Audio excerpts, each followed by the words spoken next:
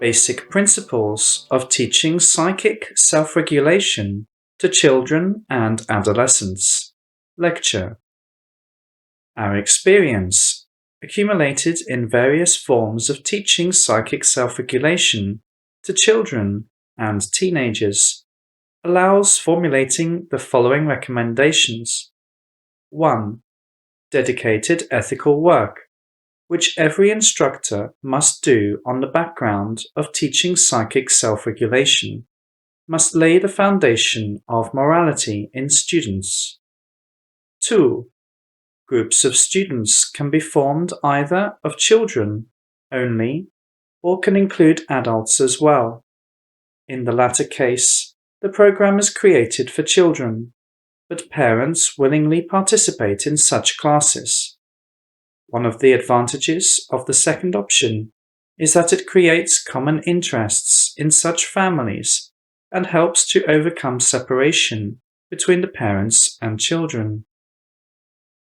3. One should not teach children and adolescents the exercises of work with the chakras and meridians. Some basic exercises with anahata can be an exception, if there are no special medical indications for this. The reason for this is that these exercises are not compatible with alcohol consumption during or after the course. One cannot be sure that children and teenagers will observe this rule in the future. 4. The emphasis in this work has to be put not on achievement of high results, but mainly on broadening the students' horizons, on informing the students, in order to help them to choose their way of life when they grow up. Enrich the classes with aesthetics and sports. One can supplement them with choreography, music, photography, paintings, tourism, ecology, literature, philosophy, depending on the competence of the instructor. One can also enrich the classes of different profiles with the elements of psychic self-regulation. 5. One should not teach Shavasana to children younger than 12 years old, because some children have difficulties coming out of deep relaxation.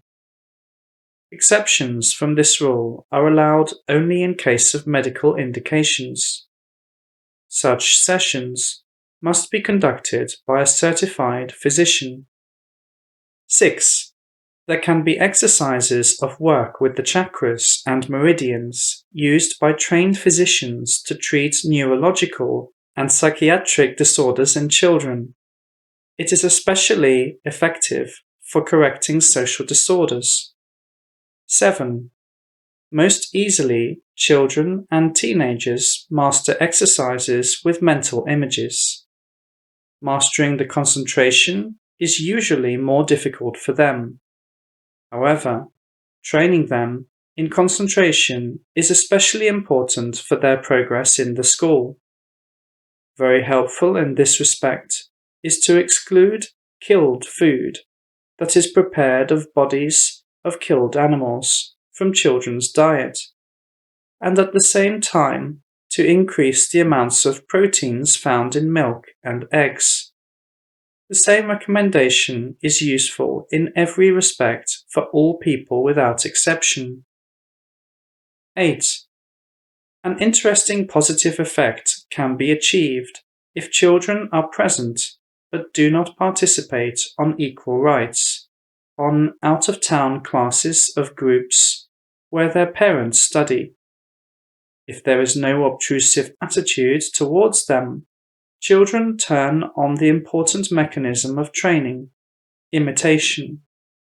They learn a careful attitude towards nature, as well as towards any manifestation of life. They master skills of life in a tent, building a fire, and preparation of food on it.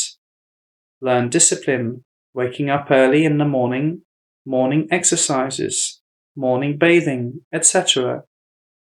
learn to see the beauty of nature and attune to it, easily master exercises for tempering the body. For example, they insist on participation in winter swimming together with adults. Regarding the practice of winter swimming for children, let me note the following. This method helps to increase the range of temperatures comfortable for the body for the whole life. It tempers the body. Yet it must be used under the following conditions. 1. Fully voluntary attitude of the child, with no persuasion from adults. The children themselves know best when they are ready for it. 2. Favorable emotional state of all present adults. 3. Making no attempts to treat with winter swimming, as well as with showers of cold water, children who are weakened by prolonged illnesses. Winter swimming, as a medical procedure, is effective for treatment of some local disease processes in those children who are in general full of health. The healing mechanism, in this case, is bioenergetic stress in response to cold impact. But in the body weakened by a prolonged illness, there is not the potential of energy which can turn on the needed energy process. In such cases, the opposite is effective. For example, hot baths, saunas.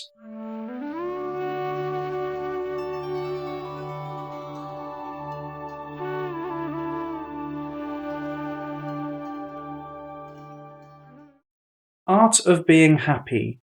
Forest Lecture for Film.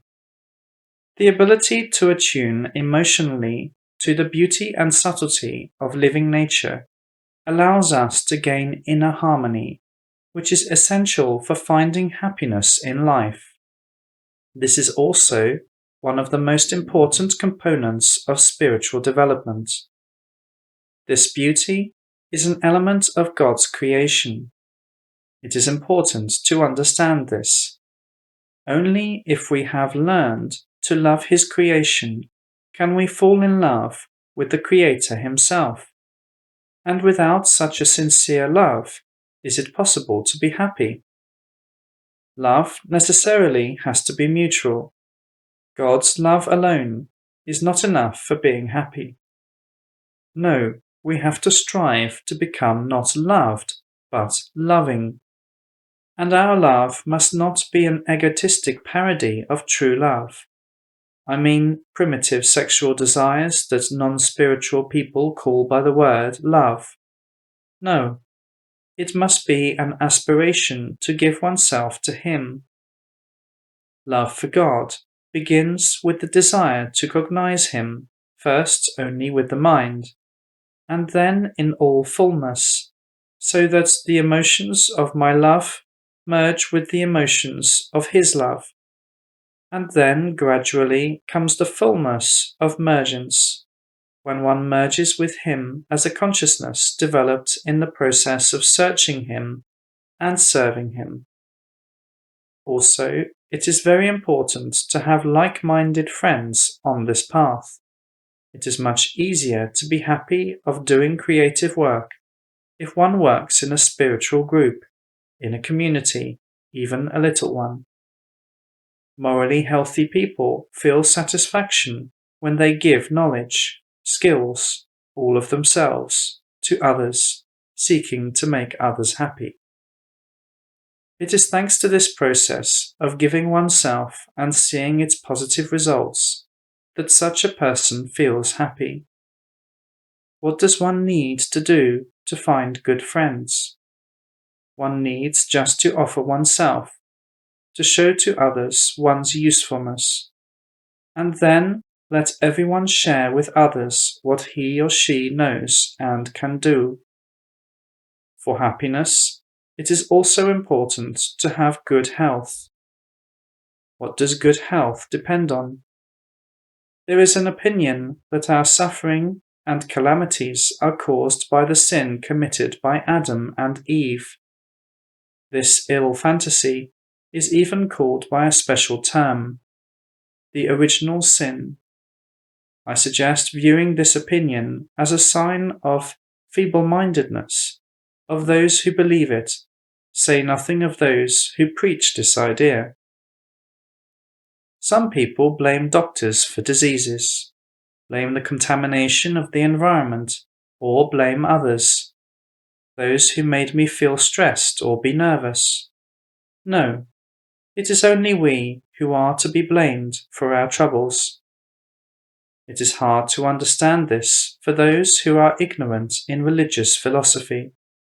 Yet the truth is that these problems are caused by God, who loves us, and through them points out our inadequacy to us, the inadequacy to what he wants us to be.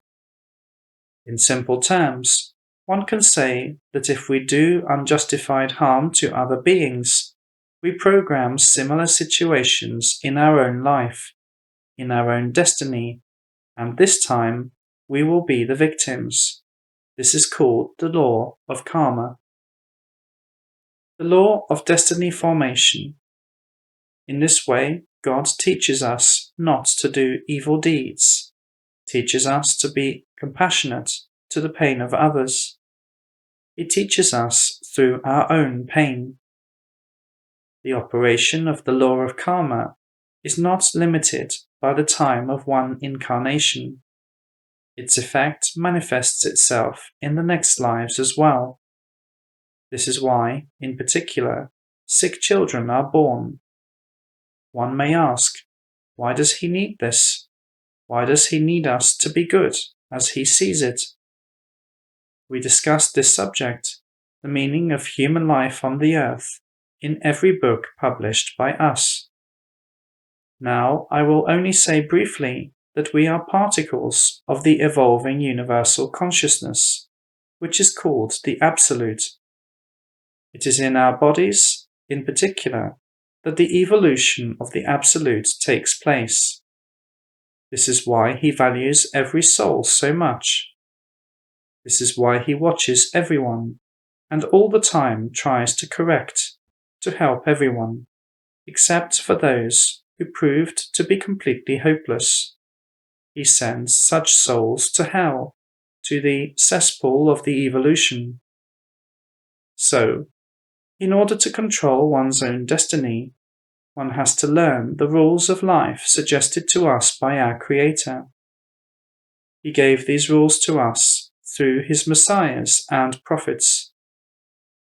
In order to fulfill these rules, one has to learn to control one's own emotions. We have to accustom ourselves to living in subtle and pure emotional states, independent of the circumstances. Then we will be pleasant to friends. Then we will ensure the health both of the body and soul. Then we will achieve paradise or even higher abodes. And coarse emotions like anger, irritation, envy, jealousy, and other similar states are not only unpleasant and destructive for one's own health and for the health of others, but they also predetermine one's life in hell after the death of the body. How can one learn to control one's own emotions? This is described in detail in our books and demonstrated in our films. Now I will mention only that the correct formation of the emotional sphere is based on the development of the spiritual heart. The spiritual heart, which is located initially in the chakra anahata and begins its growth from this chakra, is a bioenergetical organ that generates subtle positive emotions of love. Many divine teachers, including Jesus Christ, taught about the development of the spiritual heart. It is thanks to its development that we can gain health, find good friends, and approach by the state of the soul that state in which God lives, the state of God in the aspect of the Holy Spirit, and the state of God in the aspect of the Creator. It is through this that God becomes a reality that we cognize. I can give myself as an example. I am completely healthy despite being more than 60 years old. Moreover, my body has been growing younger since some time now. How old do you think my body looks? 40 years? Or maybe even 30? When my body was 59 years old, I heard how passers-by said, "He is so young, but wears a beard already." I feel young, vigorous, and mature. I always live in a calm, pure, joyful state.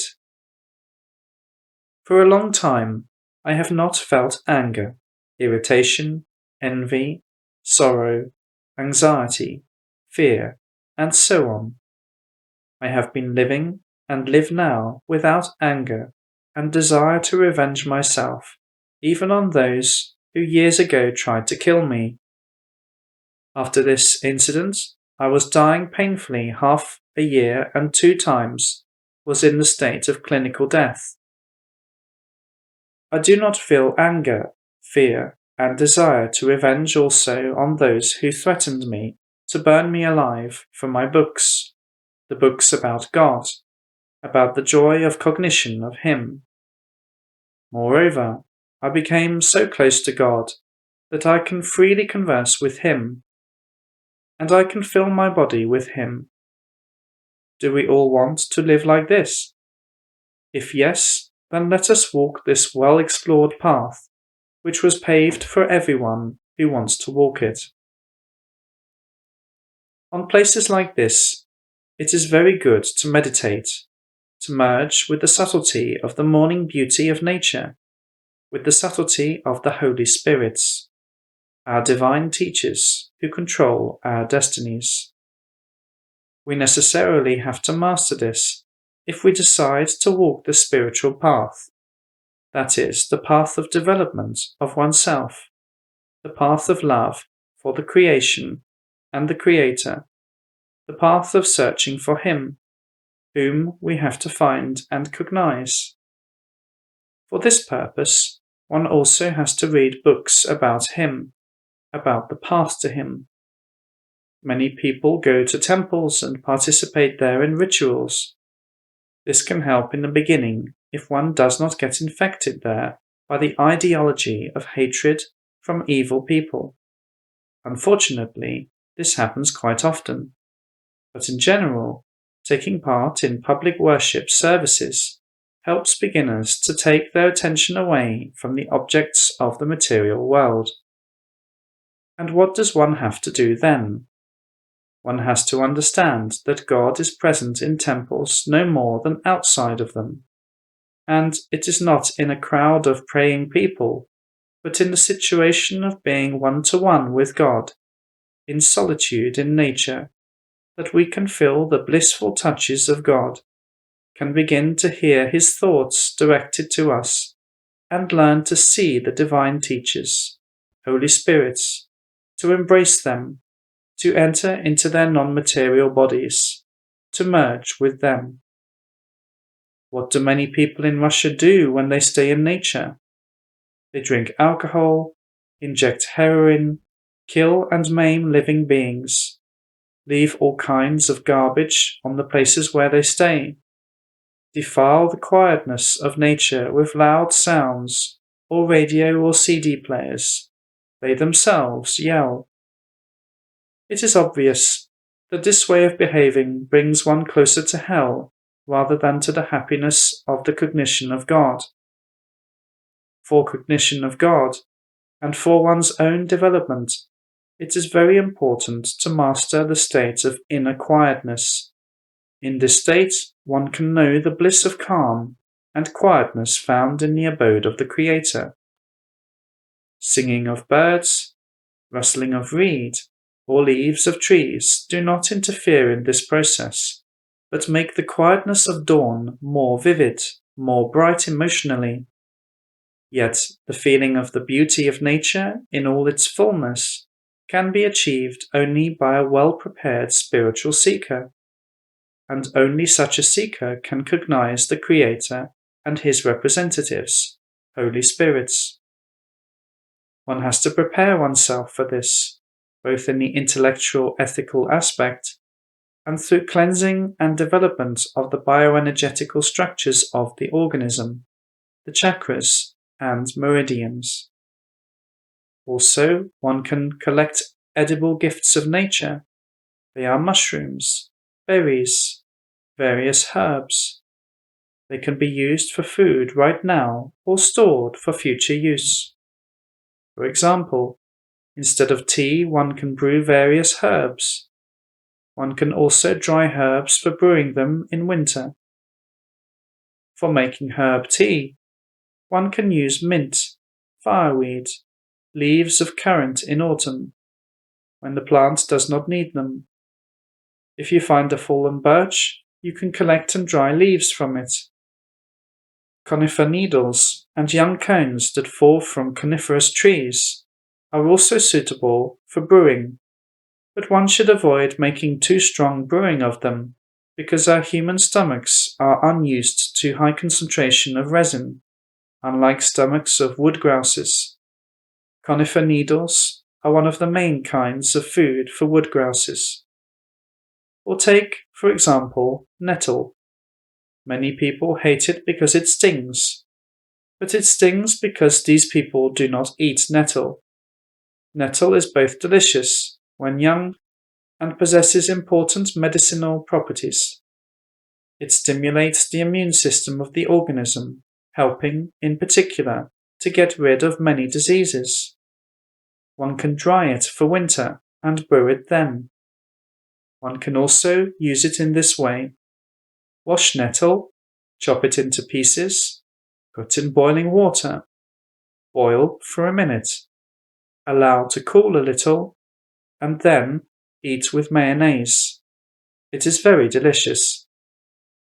In a similar way, one can store other plants, goutweed, fern Dryopteris. One can dry for winter even common wood sorrel, and then use it for cooking soups. One can add to meals other herbs uncooked, garden angelica, coltsfoot, and even young shoots of fireweed. Grown up, they become bitter. We also store forest berries with sugar, cowberries, cranberries, raspberries, bilberries, in the form of slightly boiled jam. We make honey of flowers of bird cherry tree or meadow sweet. How? I will describe to you.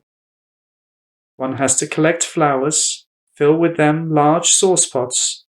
Fill these saucepots also with cold water. Water must not be hot to allow insects that were accidentally collected with flowers to escape. Then bring water to a boil and set aside for the night. Next day, squeeze the flowers and discard them.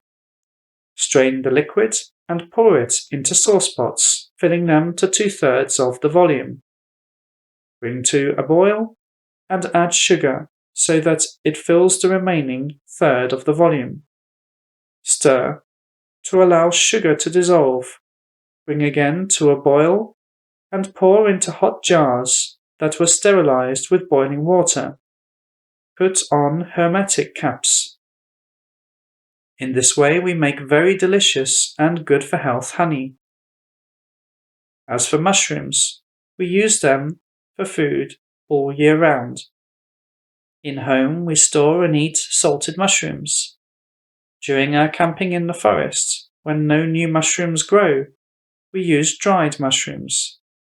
Dried mushrooms are lightweight, therefore it is convenient to carry them in backpacks and then to boil or even fry them in a camping pot on a fire. How to dry mushrooms? For this purpose, one needs a mushroom dryer. If one dries mushrooms on a fire, the dryer can be made collapsible so that it is convenient to put it into a backpack. For example, it can be made of 2 wide stripes of roofing iron.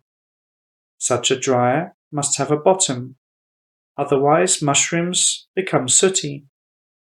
For drying, we skewer mushrooms on spits made of steel wire. Edible mushrooms grow virtually everywhere, in the tundra, in the forest, in the mountains, in the steppe. They are not only delicious, but also provide us with important proteins. The testimony to this is our own health. We have been using mushrooms for food for many years, and this allows us not only to survive in the conditions of financial insufficiency, but also to be happy. One can even fry mushrooms on a fire, putting them on a twig. First, one has to warm the mushroom to the state when it produces juice. Then, put some salt onto it. The salt sticks to the juice and does not fall off. And then one just needs to boil the mushroom in its own juice. Thus it becomes very delicious.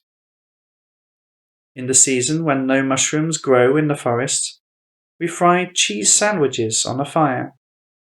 For this purpose, one can use special forks like this. Of course, we never make such forks by cutting living branches from trees. We use dry branches. Try it. It is also very delicious. This is the way we live, in unceasing true joy. Why do I stress the word true? Because joy is not only about fried mushrooms and sandwiches, but one has to bring all the life into harmony with God. Namely, one has to live, without causing harm to others when possible, constantly developing oneself spiritually, living under the guidance of God, giving to others all the good that one can share. I wish you success on this path.